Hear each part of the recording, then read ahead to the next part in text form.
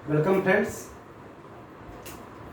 और welcome to this new episode. और आज के एपिसोड में हम अपना सेंटर ऑफ मास का कॉन्सेप्ट थोड़ा अच्छे से और क्लियर करेंगे। आज एक प्रॉब्लम लेते हैं और उस प्रॉब्लम के थ्रू हम अपना कॉन्सेप्ट क्लियर करेंगे, ठीक है। तो प्रॉब्लम कुछ ऐसा है कि ये एक कुआं है, एक वेल, ठीक है। ये कुआं है, ये लैंड है, ज़मीन, ये ज़मीन का मतलब अर्थ है। तो ये ज़मीन है, लैंड है, और लैंड के एक लैंड में एक जगह एक कुआं बना हुआ है। ये ऐसे कुआं कुछ गहरा है, उसकी डेप्थ है h, ठीक है। और कुएं में मान लो फुल पानी भरा हुआ है, ऐसा फुल पानी भरा हुआ है।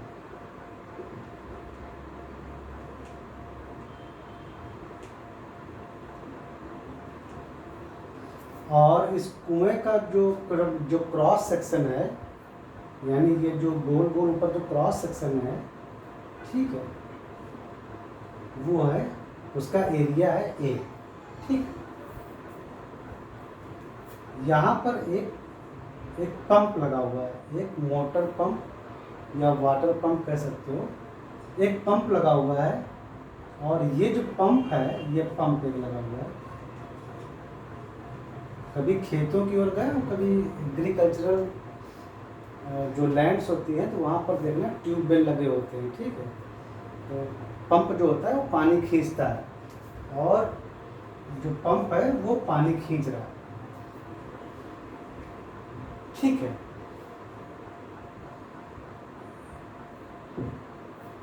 देखो, और हमको ये पता है कि ये जो पंप है, इसकी जो इफिशियंसी है, पंप की जो इफिशियंसी है, इफिशियंसी कॉन्सेप्ट हम आपको बता चुके हैं। इफिशियंसी इस पंप की कितनी है, थोड़ी देर के लिए ईटा मान लेते हैं। ईटा एक टर्मिनोलॉजी है। तो इफिशियंसी ईटा है, और पंप टोटल कुएं को खाली करने में, टोटल कुएं को, इस कुएं के पानी को पूरा खाली करने में जो टाइम लेता है ये पंप, ये मान लो T है, ठीक है। तो हमें निकालना है कि इस पंप की पावर कितनी है, इस पंप की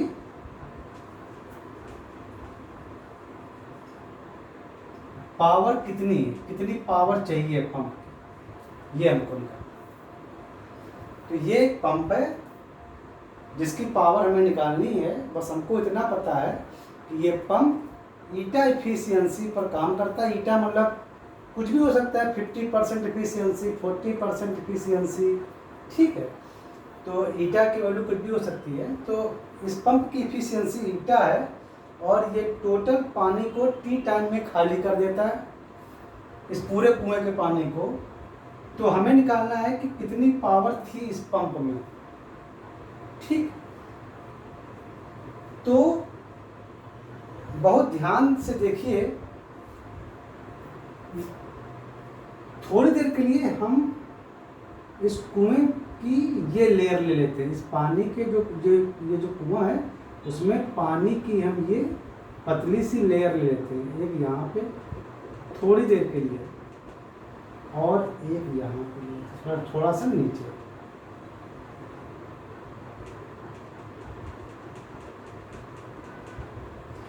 तो जाहिर सी बात है कि आप देख रहे हैं कि ये जो पंप है, ये इस लेयर को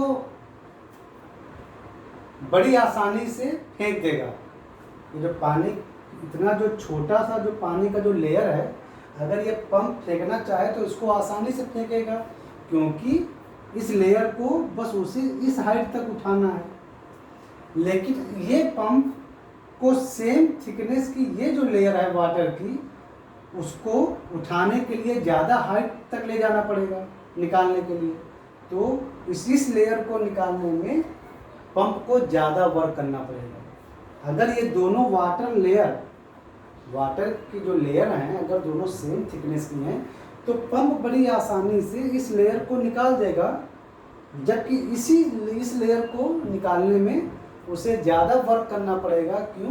क्योंकि ये लेयर को उसे इतना उठाना है ग्राउंड तक, जबकि इस लेयर को केवल इतना उठाना है। तो यानी हर लेयर के साथ पंप इक्वल वर्क नहीं कर रहा है। कुछ लेयर को, पानी की कुछ लेयर निकालने में उसे कम वर्क करना पड़ता है और नीचे वाली जो लेयर हैं यानी कुछ लेयर्स को निकालने में ज़्यादा वर्क करना पड़ता है। डिपेंड करता है कि वो लेयर कितनी डेप्थ में है। तो इन सब चीज़ों से बचने के लिए हम सेंटर ऑफ मास कॉन्सेप्ट लगाते हैं। सेंटर ऑफ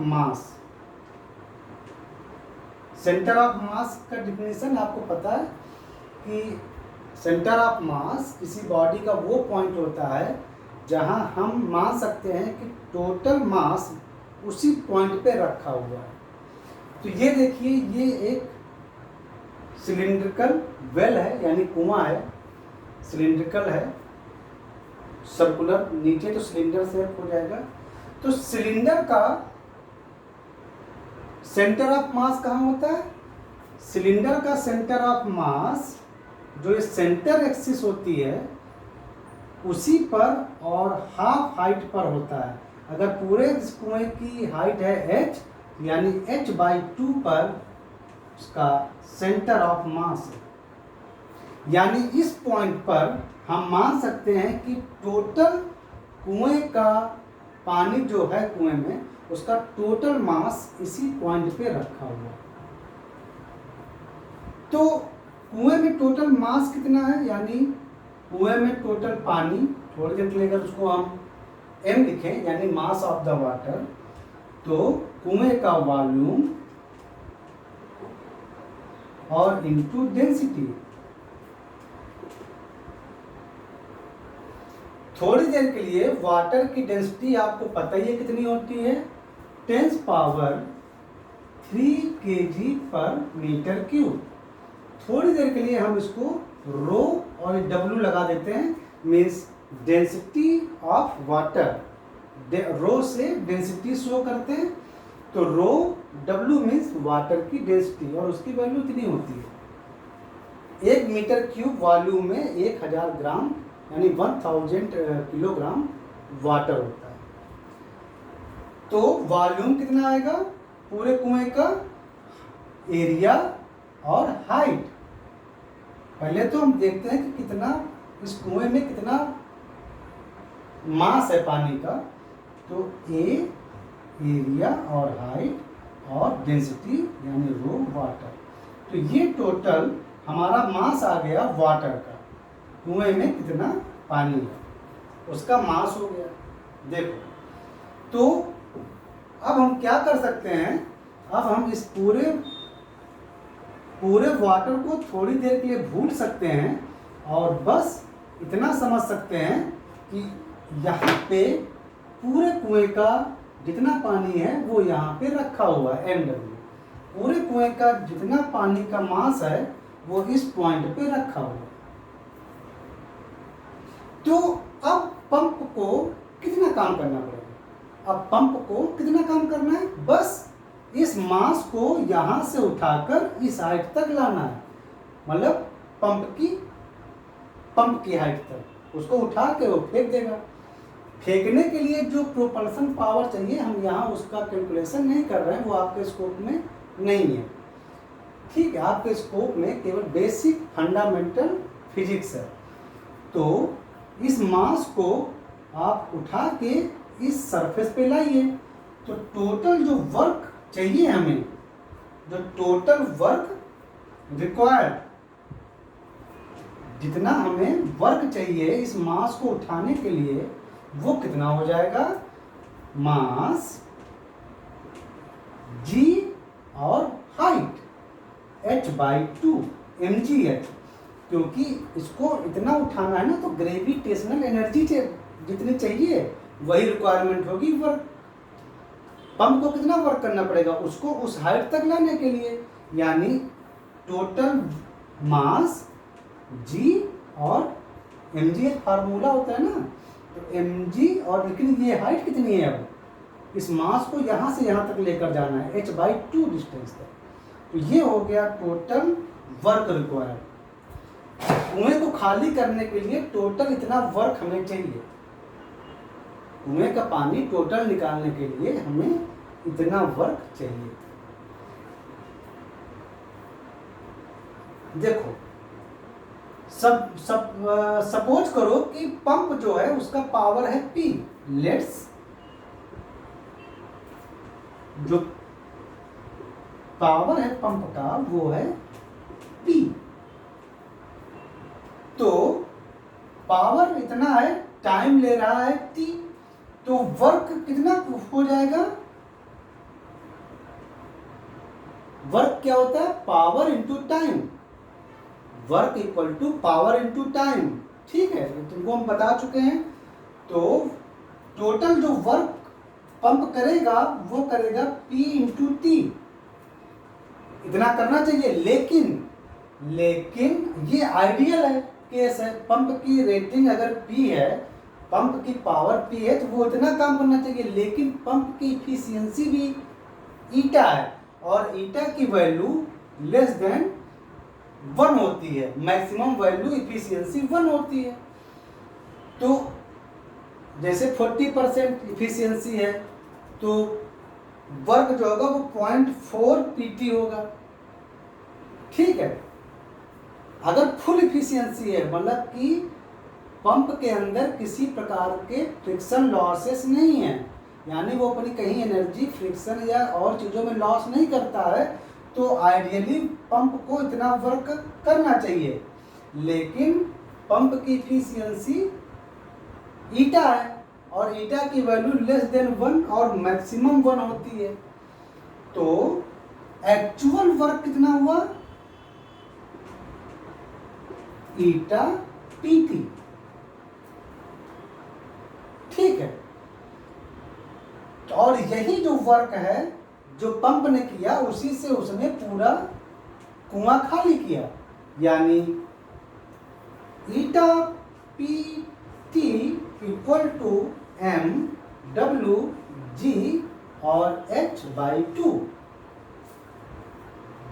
तो पावर आ गई आपकी mWg h/2 divided by eta T,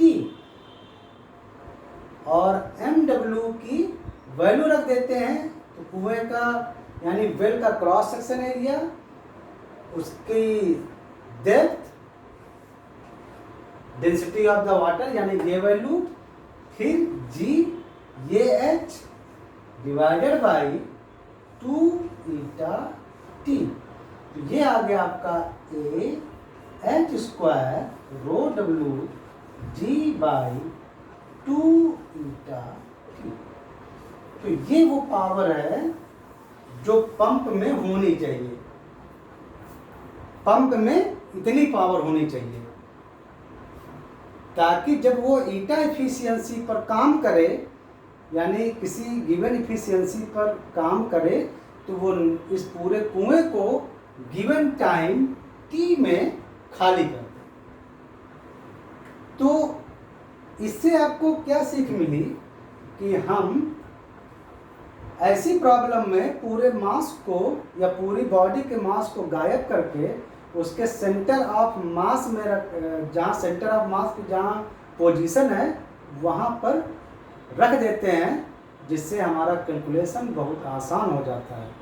otherwise आपको इसमें डिफरेंशियल कैलकुलस वगैरह सब लगाना पड़ेगा, अगर आप लेयर बाय लेयर लेंगे, वो अभी हम नहीं करेंगे।